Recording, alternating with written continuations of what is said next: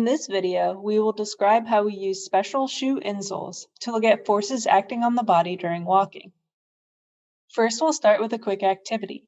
I would like everyone to stand up and begin walking around whichever room you're in, like you're comfortably walking across the sidewalk. Notice that with every step you feel pressure on your feet and knees. We refer to this pressure as force. Now keep walking, but instead of walking like you normally do, we want you to try and put more force through your feet and knees, but without stomping. Focus on your knees and think about how the force you feel on your knees is different and larger than when you are walking normally. Finally, I would like you to keep walking, but put less force through your feet and knees as if you're walking quietly. Again, focus on your knees and think about how the forces feel different and smaller.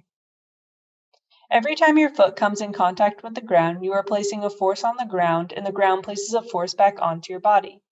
The picture on the screen is an example of what force looks like for a healthy person during one step of walking, when your heel hits the ground to when your toe pushes off the ground.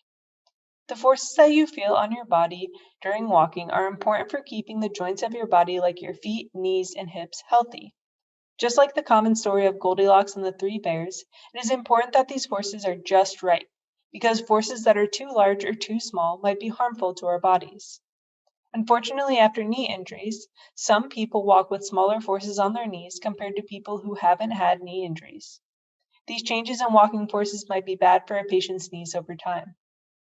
There are cool tools that we can use to measure force while a patient is walking. We use load soles, which are special insoles that look like the insole insert in your shoe. The load sole will record a person's forces when they walk. The load soles are also special because they can record forces wherever a person wants to walk, even when they aren't in a laboratory like Molly is. When you walk with the load soles in your shoes, you are able to see your walking forces at the same time. For example, Molly is walking on the treadmill, and the load soles are recording her walking forces. Every time Molly's foot comes in contact with the ground, the load soles record the force of each step. You can see what these forces look like on the screen as Molly is walking. Since some people with knee injuries walk with small forces, physical therapists and athletic trainers can retrain the way a person walks to make their walking forces bigger. Right now, Molly is walking normally. However, if Molly is asked to make her walking forces bigger, the load soles record larger forces. You can see this change occur because the walking force changes from when Molly is walking normally to when Molly is walking with bigger forces.